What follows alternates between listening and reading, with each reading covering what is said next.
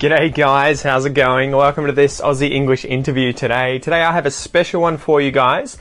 As we spoke about recently in that Walking with Pete episode where I was chatting to you about the future directions of Aussie English, the podcast, and well, I guess business in general, I have tried to sort of strike out and obviously interview more people from overseas. And this interview is hopefully going to be not the first one, I guess, because I've done quite a few people from overseas, but one of the first ones more recently, I guess, heading in that direction of interviewing people from overseas. And today I get to interview an amazing girl from Canada. So this is Dana from Can Learn English. And we talk all about what it's like in Canada as an immigrant going there, learning English, the differences between Australian English and Canadian English. I kind of just get to know her and try and have a natural conversation where we talk about these things, right? So without any further ado, guys, hopefully you're going to enjoy this interview. And if you are interested in learning Canadian English, this is definitely the interview for you guys, okay? So let's go.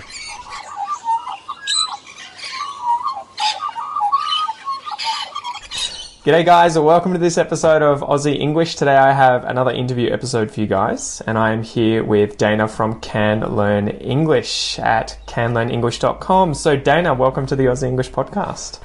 Thank you so much for having me. That's awesome to have you. I think you might be the first Canadian on the podcast, so congratulations. Well, there's not many Canadians out there usually, so we're hard to find. What's the population of Canada? I'm always wondering if Australia is bigger or smaller. Yeah, it's about 35 million now. Oh, you're like a third bigger than us then. Damn, little brother. Oh, really? Yeah, we're like barely 25. Well, you're way down there, so you're hard to get to, so that's probably it. Exactly, man. So way down under. Can you tell me your story? You're currently living in Switzerland, you're from Canada, and you teach Canadian English. So I heard about this through Justin, who I interviewed recently, and he was like, "Man, you gotta chat to Dana. She teaches Canadian English like you teach Australian English." How on earth did you end up doing what you're doing, where you're doing it? Yeah, well, what happened is I moved to Brazil in 2016, and that's when I really started teaching English full time. And I was kind of combining, I was teaching kids and then I was also teaching adults. And most of the adults that were coming to me in Brazil were preparing to go to Canada. Oh, no kidding. So yeah, pretty much all of them had some type of connection to Canada or wanted to go to Canada. And then one of my students was like, "Oh, Dana, can you please start a YouTube channel? Because I watch," he named a bunch of YouTubers that he watches. He's like, "But there's no one really there from Canada, and that's where I want to go, and I'd like to learn more about Canadian culture and learn your accent more and just things about Canada, so will you start one?" So I did, and then I started my YouTube channel, Can Learn English, and I already had a website for my teaching business, but that kind of turned more into a blog. I got on Instagram and stuff, so yeah, it's been pretty fun. How did you end up in Brazil? Like, that seems like a random place, seeing as you're in Switzerland. My partner's half Brazilian, so we went down there for... Man, my fiance's from Brazil. So. Oh, very cool. So you are learning Portuguese then? Exatamente. Eu tô falando português cada dia. I'm speaking every day. Oh, awesome.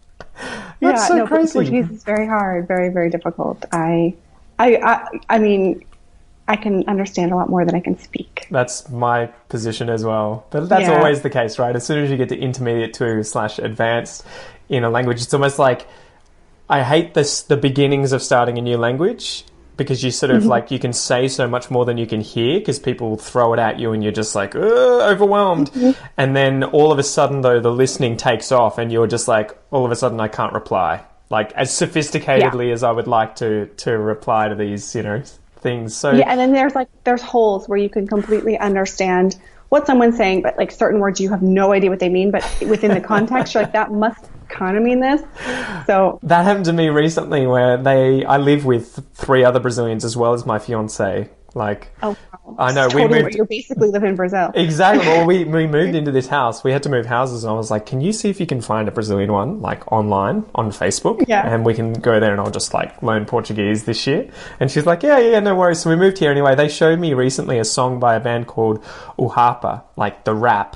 It's called Hodo Kochijiamu, and it's like this amazing song. And I thought, oh yeah, I love the song. We're listening to it, didn't understand anything. Tried to translate it, and I was just blown away by like the metaphors, the expressions, and just like I just know nothing. I can talk to these guys for hours about my day and hobbies, but as soon as it gets to something advanced, I was like, nah. Yeah, and right now a lot of the conversations that Brazilians have lean towards politics because they have an election in October. That's true. So in that point, it's like complete checkout. Just like, I will listen for the sake of listening, but I do not understand. That's the worst. They did that recently to me where they had a few beers and then all of a sudden they just went crazy chatting about politics, and I'm like, I just can't even, I have nothing to add. And I am physically incapable of keeping up with this conversation. Yeah. No, I completely understand. And so that's too fun. You were in Brazil teaching English, living there with your partner? Yeah. And then for how long was that? And how did you end up in Switzerland? We were there for about a year and a half, and he's also Swiss. So this is why we are in Switzerland. Damn, best of both worlds. So, and which part of Switzerland is he from? Which languages does he speak? German-speaking part of Switzerland. So, German is the next hurdle for me. Holy moly, man! I'll have to put you in touch with my friend Shana because it's such a small world. She was in Germany for 8 years. And then moved to Colombia for 6 months, and then was like, actually, I want to go to Brazil. Moved to Brazil, ended up falling in love with a guy and marrying him, being there for 2 years. And so now she's like fluent in Portuguese, fluent in German, has just moved back to America and is teaching English in Portuguese on Facebook. So it's just Brazil, man. They're attacking everyone. They're getting all the English teachers. Yeah. No, and that was the thing is it's very hard to just like move to Brazil, like as a non-Brazilian and someone without any visa. So there's not a whole lot of native English teachers there. Yeah. So when they find someone, you're just completely busy when you're teaching in Brazil because it's kind of like a little bit of a novelty. That was so crazy. So what was the thing that made you want to teach English? Were you doing this from a very young age after high school or something, or was it something you fell into? No. It was something I really fell into. I was working actually in business in sales and marketing for many, many years. Yep. And then when we moved to Brazil, I said, oh, you know what, let's try the teaching out. And I absolutely love it. I had always I've been involved with kids, and that was really what, I had done I was a swimming instructor, and I had done all that kind of teaching other things. So I was like, let's try teaching English. So I started doing that, and I loved it. That's so funny. That was the same sort of story for me where, similar to you, I was studying something completely different at the time, started learning a foreign language, and I had friends who were asking me, can you told me about this podcast you were listening to in French. Is there an equivalent for Australian English? And I was looking, couldn't find anything, and that's how I began. I was like, I know how to podcast. I used to be on a podcast. I'll just tinker away and create some materials for you. And then it was so satisfying helping people on a daily basis and getting that sort of the constant replies and emails and comments of just thank you, can you do this, and that really felt like I was actually helping and making a difference as opposed to doing science behind a desk every day. So do you miss business at all? Yeah, not really. That's funny that you say science because I actually did a science degree as well, and I worked in a lab for a little bit, so we have a very similar story. Yeah, but that's it. I don't really miss it too much because, like, with YouTube and Instagram, and I'm running a course in November for my students, that there is a lot of business-y stuff involved. You do still have to do exactly the other side of teaching, which is not teaching. Well, that's so good, though, that you obviously had that background, because I kind of had to dive in the deep end and just learn all the business stuff online and just make it up as I went along. Was it... Oh, yeah, super challenging. Like, I've podcasts and YouTube videos. I'm sure you're the same. Like, which do you prefer too? And how did you decide which platforms to use with regards to, say, Instagram, YouTube, Facebook, podcasts, all of that sort of stuff? Was there a clear one at the beginning? You just said, I'm gonna do this, or? I did YouTube at first. I was like, you know what, we can just make some videos on YouTube. I'm pretty comfortable in front of a camera. It doesn't really bother me too much. But there's I'm kind of have like shiny object syndrome where, and then it's like, oh, Instagram's really interesting. And then, I'm thinking about a podcast as well. But I do kind of, right now, focusing on teaching my materials within my course and stuff like that. And then possibly we'll do that later because, there's so many platforms to help people learn. So it's so fun. I know. I feel like my dad used to tell me this story about a baboon. He used to work at the zoo as an educator there, and he said there was a baboon, and they used to put all of these coconuts in the baboon's enclosure, and the baboon would try and pick them all up, but they'd always put in one extra that he couldn't hold, so he would constantly be dropping one as soon as he picked up the other one. And I feel like that kind of thing with social media quite often, where I've got like YouTube and Instagram, Facebook, and the podcast, and it feels like this constant juggling act where a ball is always falling to the ground, and you're like, ooh. Yeah. That's it. And I'm sure like you can even take that into when you're learning a language. You could sit there and focus so much on like your listening skills because maybe that's a little fun, and then your speaking falls behind, and then reading maybe isn't so good. Yep. And writing. So you kind of have to learn how to incorporate everything and give everything the time that it needs, right? Exactly. So can you tell me more about Canada and what are the things about Canada that make it a better place to migrate than America or Australia or New Zealand or Great Britain? What are the pros and cons? I think right now there's a lot of pros, especially compared to America, because what's going on in the U.S. with Donald Trump and his anti-immigration policies. Yeah. Canada's always been very opposite to that, and like diversity is a really pillar of our identity within Canada, and so we're opening up our doors for immigration more so than ever before, and especially more so now than the Americans. We have a really neat immigration policy that's, I think, helps, make our diversity work so well. It's based on a point system. So unlike the U.S., where usually if you have a family connection or if you're married or your brother's American, somehow you can, immigrate through family ties. Whereas in Canada, it's a point system. So you get points on your education, your language ability, where you want to go in Canada. So if you're willing to go to maybe a place that's a little more rural, that doesn't have a huge population, you could earn more points than, I'm not an expert. This is just what I know. Yeah. Basic. Like this could be, don't take my word, but that's kind of the general thing of how the immigration policy works. So it's really, really neat because you get some really well-educated people that want to be part of Canadian society. They have good language skills and can contribute. So which of the places too people should try to go? Which areas of Canada are the ones that you would recommend people go, or maybe the ones that most people try to go to? Yeah, I think all across Canada is a great place to migrate. I don't think that one is better than the other. A lot of people prefer Toronto or Vancouver. It's kind of like the two that people know, and so they're like, oh, I'll go to Toronto or Vancouver. These are very expensive cities. Yeah. Vancouver is one of the most expensive in the world. Toronto is very expensive. So as long as people understand that when they're moving there, there's going to be some larger costs than if they were to move to a smaller city or to somewhere, less populated. Oh, but a lot of people that do go, will study at a college and, get a little bit of a Canadian education and then go on to start working. So, yeah.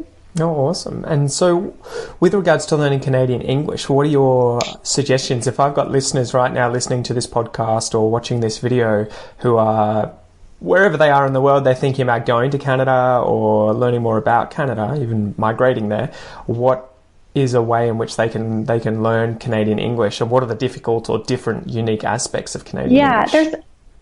It's kind of a funny term, Canadian English, because it's very similar to the American. We have a very similar to the American accent, at least the Northern American accent. A lot of people have a hard time, I'm even sure yourself have a hard time distinguishing if it's a Canadian or an American. Oh, that's the Australian-New Zealand accent problem, right? We can hear it really well, but others can't. And it's the same thing. I'm always like, say about, she's Canadian. Got it. Yeah. Oh, that's it. It's always about.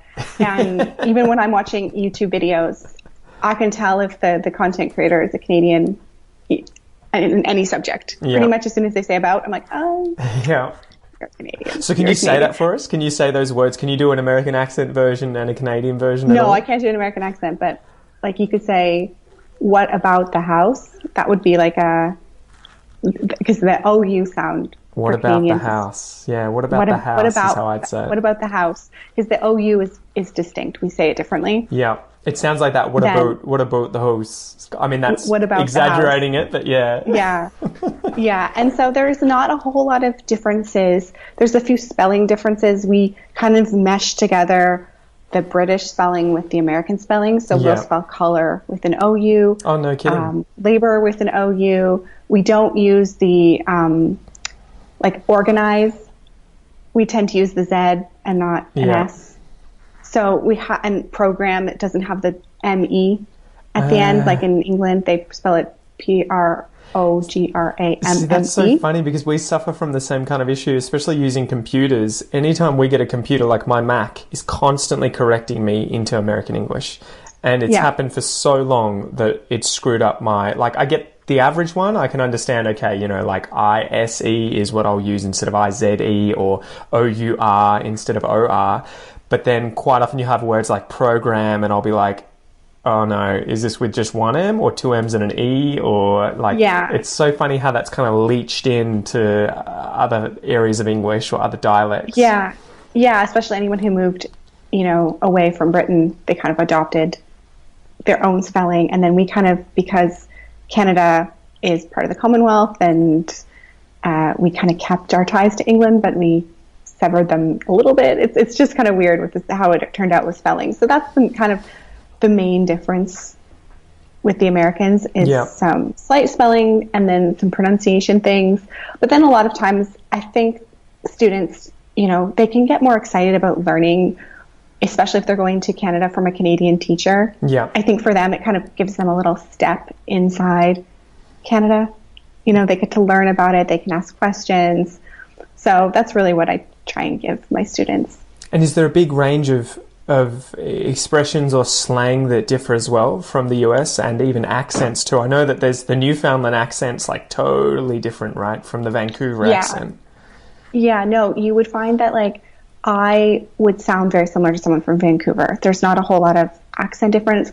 We have a little bit of a rural accent. So some people that don't live inside the city sound, really, really small. Like you barely notice that the accent difference is in Canada. And then slang, there's some slang words. Like we add a to the end of every sentence to as in just saying that oh yeah it's cold out, eh? And then you're supposed to say it's super cold. So that would kind of be what we would do. And then there's a bit, I have a YouTube video on it, so I can send you definitely do. And that's so funny that pattern kind of happens every now and then in different dialects. If you go in Australia, right, I'm from the south, and if you go up to the north into a state called Queensland, they do that. They have that sort of habit of putting hey on the end of every sentence. So like, it's hot today, hey. Would you like to go to the beach, hey? They'll do that quite a lot. And so it's funny how those... Interesting. Yeah. Oh, yeah, awesome. Yeah, that's our big one. You can I stopped saying it when I lived in Ireland because everyone would be like, "Oh, ha, ha, ha, Canadian, that's so cute." Stop it. Well, and that's the funny thing too. Anytime I've been overseas, I notice my accent. I think it either goes up and I overdo it, or it drops down because people are having trouble understanding me, and I have to really enunciate and pronounce my words clearly. And how have you found that being in Switzerland now? How have you found your English? Has that changed it at all? Or even after being in Brazil, did you find yourself changing at all? To be honest, I think when you're spending most of your time speaking to non-native English speakers, I think it just kind of, you start making some mistakes that they make sometimes. And I know a lot of other teachers say this, it happens, you start to kind of, you're like, how did I say that? What you're used to what's familiar, right? And that happens to me with Portuguese and French. Especially when you're heavily learning them and watching TV shows, suddenly I'll use the same patterns, but I'll say them in English, but just with English words, and then I'll be like, wait, that's not how you would normally say that. Yeah, no, this happens, and in German, people put verbs at the end of the sentence, so you can kind of, the word order gets all kind of funny, but no, I'm really lucky in this part of Switzerland. A lot of people speak very, very, very well in English, so not too difficult for me to get around in English. So I'm thankful for that. And so what are you doing currently to learn German? If you, you're used to teaching English, have you found that the way in which you go about learning German is completely different from how people would learn English, or is it effectively the exact same thing? I think when you're an adult and you start at like zero, it's a little different because a lot of people who learn English have had like a little bit of English through their schooling. Yeah. Most children know a little bit of English now, and then as they grow up, you do learn it. I'm starting from absolutely nothing, so I'm trying to get never myself had any exposure or anything like that. Nothing. Yeah. Nothing. So, I've got a few workbooks and just trying to possibly get myself up past A1 and 2, and then I can get into like taking a course here. Do you recommend doing that? I think for me, for the motivation, I'll go to a language school and do a little course, or I might do something online. I still have to kind of research and see what is out there in terms of learning. Yeah. I didn't do anything I took an online course in Portuguese, and that helped me a lot. So I don't know if you've heard of it. It's called Semantica Portuguese, Brazilian Portuguese. I have heard of it. Yeah, I took that one. So that helped me a lot. And there was lots of video lessons and activities and stuff, and it kind of jump-started me, and then the exposure. And is it something you've always been interested in, learning languages, or was that just something that kind of fell in your lap? Yeah. Yeah, nothing. It's like I'm forced to do it. So you can't get around in Brazil unless you can speak a little bit of basic Portuguese. So was your husband like that though, or a partner, when you guys got together? Was he like, so okay, we're going to do Brazil first, and then we're going to do Switzerland? Yeah, it's kind of just how it played out. So and I got to Brazil and I had like nothing in Portuguese, and just kind of was on Duolingo, was on YouTube all the time, was taking this course, and then I would chat a lot with my Uber drivers when I was driving to my lessons. Yeah. Yeah, because it's kind of like a safe zone, because you get to get out of the car in 30 minutes and you don't have to ever talk to these people again. I can make a fool of myself and no one will know. Yeah, no one knows. So it's like that's kind of what I did, and it was a cool experience. And I never Canada's a bilingual country. People speak French and English. I don't speak French. I learned French in school, but I grew up so far away from any French-speaking area that, it's not common for people to be fluent in where I'm from. That always blew my mind. I've been to Canada once when I was a kid, and my cousins lived there with my uncle and auntie in Vancouver, and I remember we went there and everything was in French and English, and I was like, what?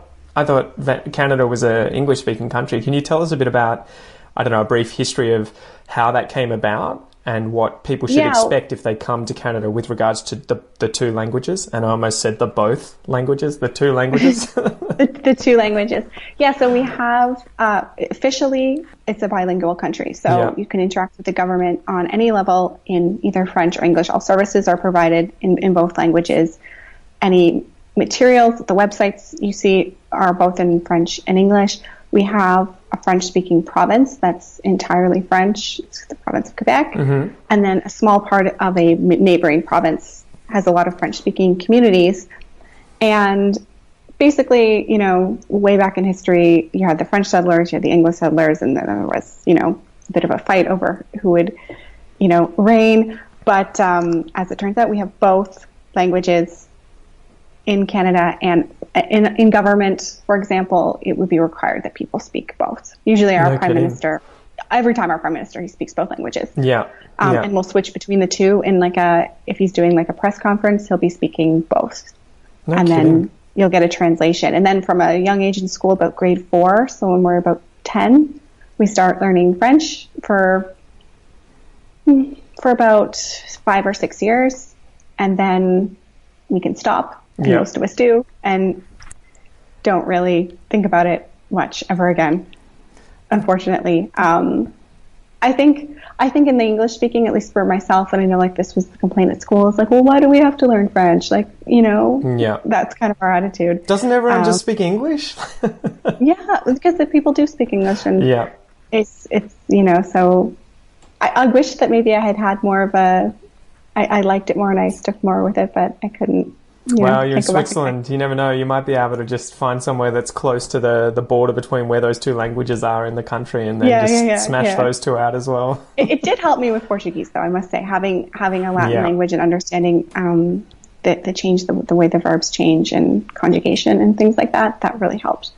So it wasn't completely useless. It was more, it helped me later on. Oh, brilliant. And so with regards to learning Canadian English, what sort of advice would you have for students if they are in their own country right now? What's the best way? Obviously, going over to canlearnenglish.com to get started, and Can Learn English on Facebook or YouTube. But are there specific TV shows or books or things they should keep an eye out for that would be a bit of a boost? Yeah, they can watch Canadian TV. There's a bunch of Canadian. I have a blog post about it. I can send you a link so you can put it in your show notes if you want. Yeah, of just some Canadian TV shows that they can watch. They can, always the news is a really good idea. You can watch the news from anywhere in the world, and you can pick a Canadian news channel. So that helps a lot too. I know YouTube's wonderful for that, right? Like you can get ABC News Australia streamed on there 24 hours a day. There are news channels in the US doing the same. I'm sure Canada as well. So someone needs to put together a page or something that just has all those different dialects of English as YouTube channels so that they can just stream them and switch between them. Yeah, so they can all just stream all the news because I think the news is great. It's kind of a very understandable type of English, and then they can get in touch with kind of current events that are going on in the country and things like that. And Canadian news is always really cute and funny, because it always tells the stories, and there's always this really sweet story at the end, about a bear who, I don't know, visited someone in their backyard. So that's it. They're always like death, sad stuff, and then at the end it's like, here's a happy cat video. Like yeah, basically, or a cat running for mayor or something like silly. So oh, wow. It's not totally depressing. And are there any other main big differences between, say, Canadian culture and American culture or anywhere else? Are there things that people should be aware of or consider before coming to Canada, or that would like give them a bit of a boost as well if they meet someone and they're like, I know this thing, so I get you? Yeah, that's a really good question. I'd have to think about that. I know there are big differences between Canadian and American culture, and it's just really good to know that. Don't think that you can just blend the two together, because we absolutely hate it. I guess we probably have maybe little sibling syndrome, and we're like, oh, we're here too. So we don't like to be confused with Americans, and we kind of we have a very different government. We have a lot of social policies, and we're very proud of our free healthcare. So yeah, exactly.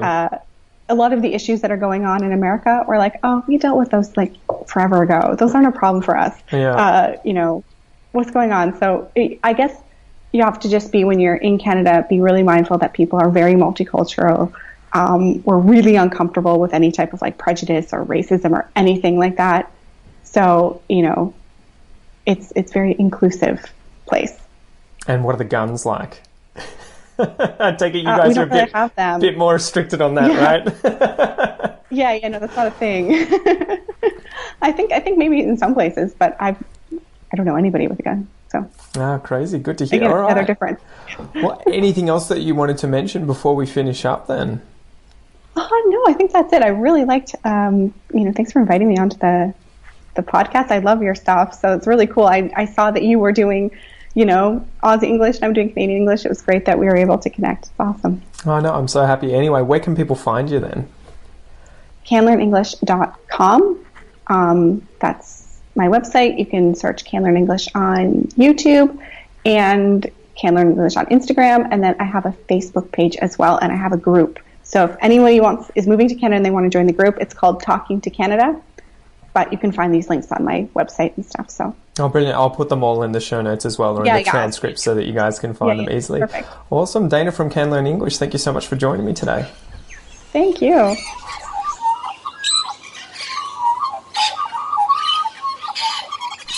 All right, guys, so I hope you enjoyed that interview. Remember that you can find out more about Dana on her website, canlearnenglish.com. You can obviously search Can Learn English on Facebook, on YouTube, on Instagram, and you will find her accounts. The accounts will also be in the transcript today. So if you would like to learn more about her, what she does, how she teaches, and maybe just more about Canadian English, go to canlearnenglish.com. Big thanks once again, Dana. I hope to have you on again in the future, and I will see you guys soon. Catch ya.